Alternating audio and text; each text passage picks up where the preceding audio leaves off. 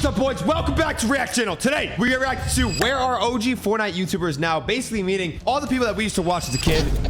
Daquan, Hamlin, Tfue, Turner. That's the same person. We're basically going to figure out what the hell are they doing. I think that's what this video is doing. All right, let's react. With the rise of Fortnite Battle Royale in 2017, we saw several content creators who had exploded in popularity, basically taking over the internet. However, while some of them are still around today, many of them have been completely forgotten or had even disappeared entirely. Ceeday and Fearless, the most massive YouTuber in Fortnite history, we got Ninja, who is kind of in a weird place right now. Tyler Blevins, also known as Ninja, began posting on YouTube back in 2011. Bro, he made Fortnite. Start by playing I'm standing on it competitively for a few years. That motherfucker blew the new genre that y'all might have heard of called Battle Royale. With games like H1Z1 and PUBG releasing, he would start to blow up as a content creator, reaching like 10,000 viewers at a time on Twitch, mainly due to the crazy records and gameplay that he was streaming at the time. Oh, fuck you.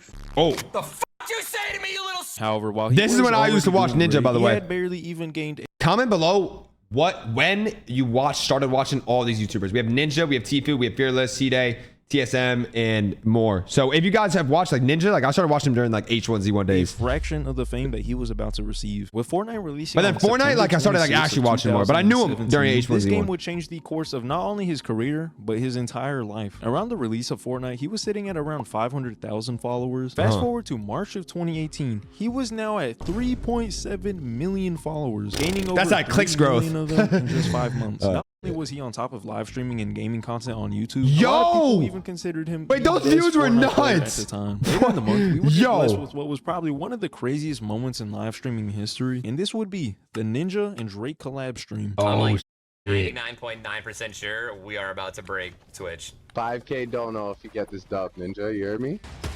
Oh my god. With this stream, he had broken the individual streamer viewer record at over 620. I didn't even know that. What the? Got Kai Cenat, who's doing like a Kevin Hart stream on a Monday, and then a Michael Jackson. But he's not breaking 600. Back then, seeing someone like Drake on a live stream with some basically that is crazy. Ninja really made time, and this kind of brought the world of live streaming into the mainstream thanks to Ninja. Yo, you got band-aids? Band-aids?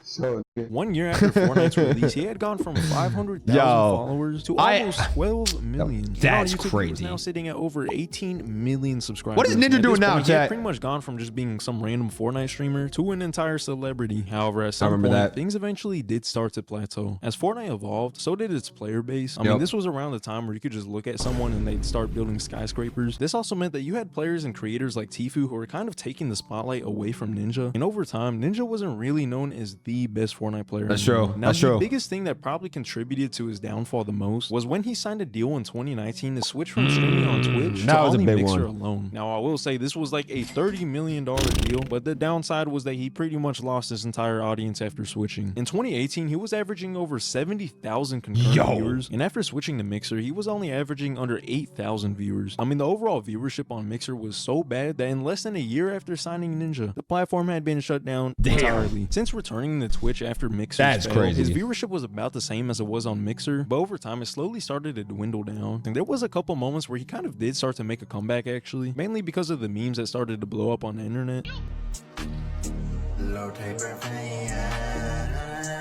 That low taper fade like meme is fucking massive. I mean it's still massive, Ninja. It's still massive. I'm not gonna lie though, he's kind of low-key been ruining his reputation on the internet recently. What? I don't know what it is, but there's been like multiple times where he's just randomly taking shots at other streamers. Kai's pulling 30K right now because he's sleeping, dog. Every time he wakes up and he actually starts playing Elden Ring, he's pulling anywhere from 90 to 100K. He does what I could have done if I just stayed home and streamed and didn't go to Mixer or anything like that. Congratulations to Kai for beating my record. As of October 2023, Twitch streamer iBuy holds the record for most concurrent viewers on a Twitch stream with 3.44 million. Here's the thing with Ninja, bro. If you guys go back to the clips of every time where I broke a record or every time where I passed quote-unquote Ninja, he's always backhanded complimenting me, bro. He's always like, congrats to him. He low-key is, but like, I get it. It's his record. Like, I don't know. Yeah. At the same time, the decline of Fortnite's popularity obviously didn't help too much either. But let's be real right now. If Ninja never started up a stream again, this guy is so rich that if I had just like 0.01% of his income, I could probably retire my entire family. So I think he'll be fine. However, if y'all do want to support my dream of getting 0.01% of Ninja's income, then feel free to drop us. Hey, stop the Clix reacts. We're trying to get there too. Content creators of any size. Now another Fortnite creator and player who I'm sure y'all probably all have heard of. This is my homie. I love Tfue, bro. Started his current channel by posting random games like Call of Duty and especially Destiny for a long period of time. Much like the other battle royale creators at the time, he would also start to play H1Z1. Fun fact: same shit as Ninja. Rivals with Ninja back then. Oh, he's doing the fucking dude. That is literally, dude, the definition of a nerdy play, man. Fast forward a bit, it wasn't until actually a little bit after Fortnite's release that he would upload his very first Fortnite video onto the channel. And yeah, as you can see by the title of the video, he was cracked at 29. That's what I was getting back in my day, man.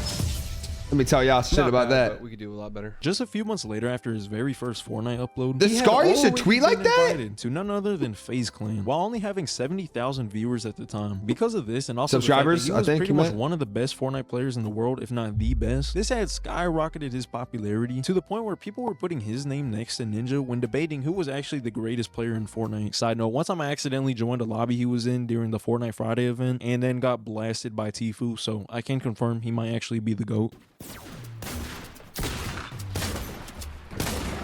Okay, my game, John Wick, swordy ass fucking builders, fucking pussy ass motherfucker. Not even a month later, after That being was signed to him? FaZe, he had gone from not even 1,000 subscribers all the way to nearly 1 million subscribers. And just 1 year after that, he had reached over 10 million. During this time, he was at his peak. Dude, I must have sold on YouTube when I was like, when I was in prime This guy Fortnite. was getting millions of views. Because I had like 50,000 viewers too, but like my YouTube is at like 3 or something. Watch Fortnite streamer. However, while things seemed like they were going great at the time, that was not exactly the case. Free On the May contract. 22nd of 2019, Release the Tfue contract. uploaded a video titled "My Response" #release the contract. In the video, he explains that he was getting ripped off by FaZe Clan and wanted them to But why'd he release their sign it, contract bro? to the public so that way people could see the full details. The video was uploaded 2 days after Tfue had sued FaZe Clan for these unfair business practices, as well as encouraging illegal gambling and underage drinking. FaZe Banks, who was actually the CEO of FaZe Clan, actually made a response back to Tfue, basically saying that everything was a lie, and that he even tried negotiating with Tfue. After all the back Capital and forth, D there was still no colon. contract released. A little more than a year later, on August 26th of 2020, Tfue and FaZe Clan had settled their lawsuit, putting an end to the whole drama. However, we still don't really know what actually happened, and even to this day, he still won't speak on it. I don't know. I just gotta like, we just gotta moved on. Yeah, I mean, I'm cool with all those guys. I mean, there's no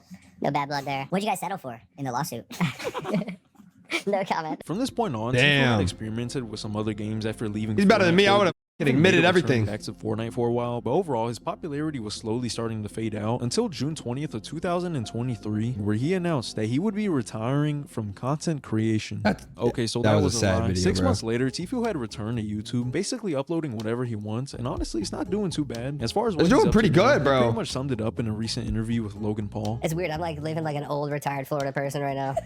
I'm like golfing and fishing. Like I might as well throw bingo in there. Yeah. A little bit. But yeah, honestly, it really just seems like Tfue's just been chilling and living like he's retired. So while Ninja and Tfue are still active today, And people look at that as like something bad, like how he's just retired and he fell off this, that, and this. But that's the life that you have to like live for. Like you hit this amount of money and fame and success where it's like, might as well just live your life and have fun, you know? Like, and just I kinda love fell TV. off I think in what he's doing is popularity. There were some huge Bro, he has a Fortnite creators fishing- who had fishing reached channel, I pretty much think. the peak of their careers, Or it might and just then be was videos. like, yeah, I'm gonna vanish from the face of the fucking earth. One of these YouTubers was Fearless, who was actually one of the biggest Fortnite YouTubers ever. that a Until one day, billion? he just completely disappeared from the internet. Yo. With rumors about him not being alive anymore, but I'll get into that in a bit. Much like these other YouTubers, Fearless had also started out by posting other games, and he had actually gotten a pretty decent following playing Call of Duty at first. And of course, once Fortnite blew up, you guessed it, his channel did as well. He wasn't everybody, bro. necessarily known to be the greatest Fortnite player at the time, like a lot of other creators who were blowing up, but he quickly became the go-to creator if you wanted to watch Fortnite content centered around entertainment. Before posting Fortnite, he was averaging less than 100,000 views a video, and within 9 a year, he was now years. averaging tens of millions of views, with his Dude. most recent videos averaging 30 to 60 million every Now, this is single video. insane, Y'all can correct by the me if way, I'm wrong, insane. but I really don't think There's not a single ever person. been a Fortnite creator who has ever consistently Nope. put that amount of views. Nope. And at the same time, he was also doing this completely anonymously, with no one actually knowing what he really looked like. That's except crazy. for one image floating around, but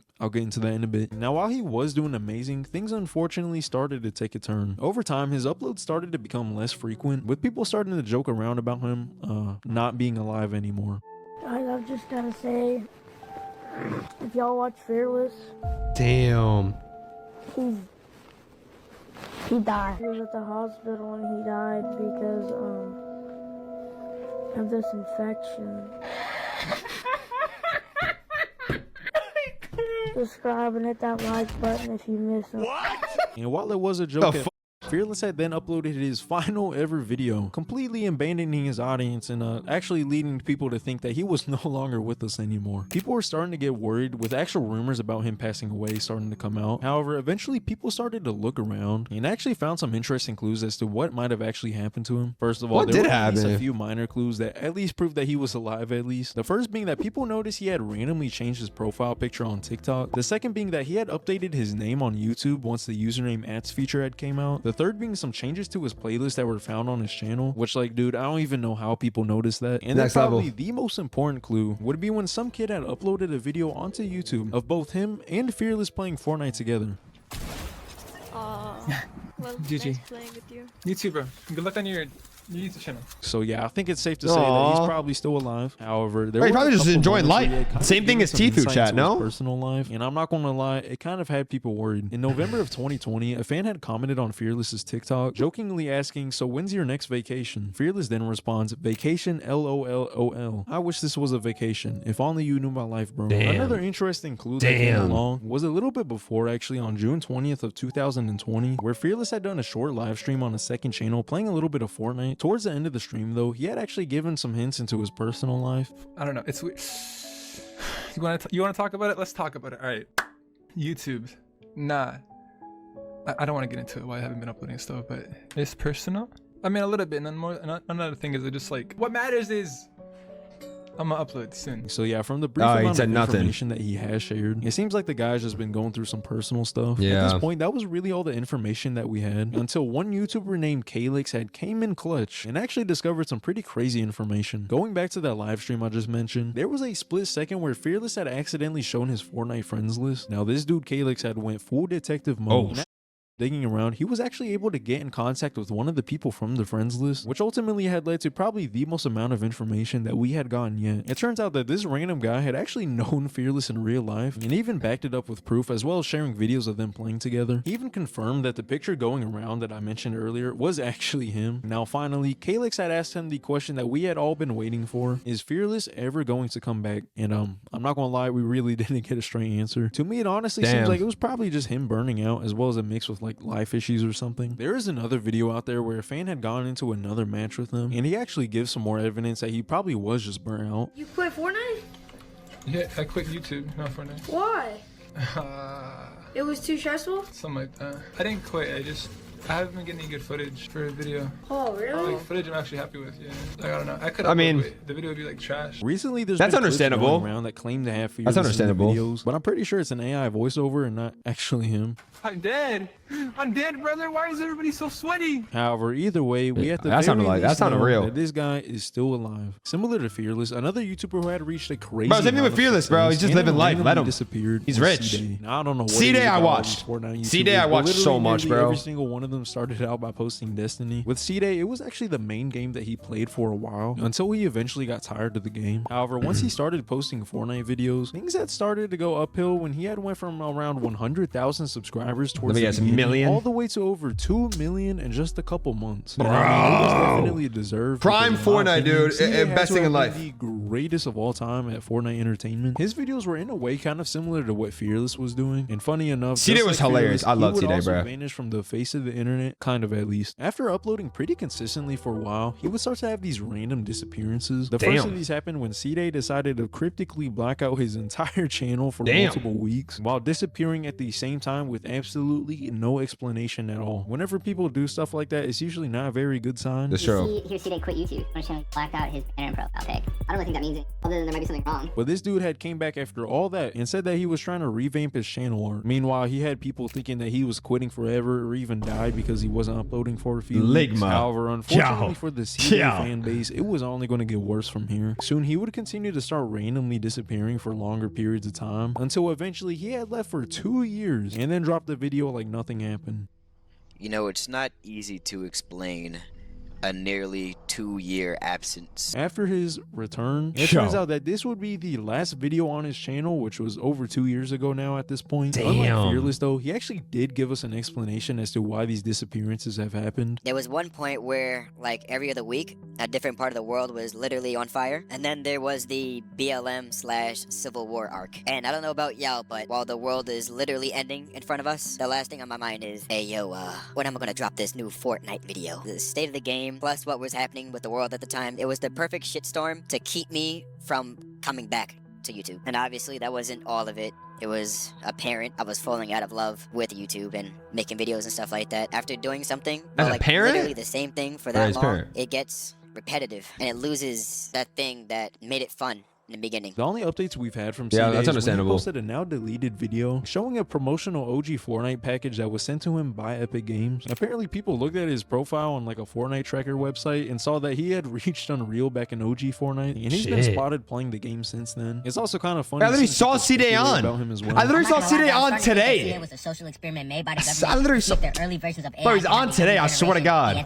But yeah, honestly, it seems like he really just got burnt out of posting YouTube videos, and I would not be surprised if he's just chilling. Unless I'm tweaking. But I think on top of his AdSense money. Besides YouTubers who have just randomly disappeared, there's also been quite a few Fortnite creators who you might have remembered from back then, but are almost completely forgotten now. Even if they are still posting to this day. You might remember people like Dr. Lupo, Dakotas, CDN the Third, Distortion, and a lot of other Fortnite creators who were on top of the game back then. But if you look at their channels now, most of these people who are still active only average like a few thousand views now per video, with some of them even just completely moving on from YouTube. I will say though that just because someone's YouTube career falls off, that definitely does not mean that they weren't successful. Pretty much 99% of YouTubers are going to fall off at some point, but it's at least kind of cool to see that they're still kicking it today. Now lastly, I want to talk about a group of creators who are part of probably the most well-known and iconic team during OG Fortnite, and this would be TSM. Originally, the team started with Myth, who was known to be one of the best Fortnite players at the time. Yeah, he was pretty much the pioneer of people becoming cracked at building inside of the game. What the fuck? He keeps building higher. Stop building so fucking high!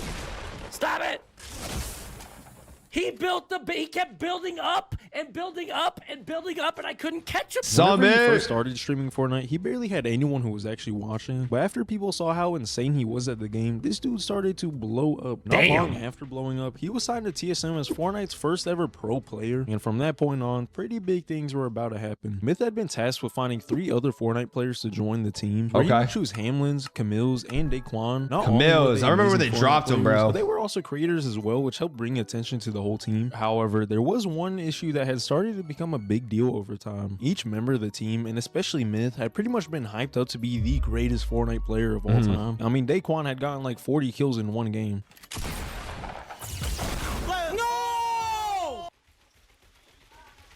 The problem is though, is that everyone on the team had really only ever been able to play against randoms in a public lobby and not against other actual pro players. That's true. They didn't have customs. It was announced that Fortnite would be doing a $50,000 charity tournament where some of Fortnite's top players would all compete against each other. And unfortunately for Myth, who was one of those competitors, things did not turn out so well for him. Around this time, there was a huge debate going around about whether Ninja or Myth was the better Fortnite player. And with nearly 700,000 people watching, this tournament was the answer to that question. I got the early game.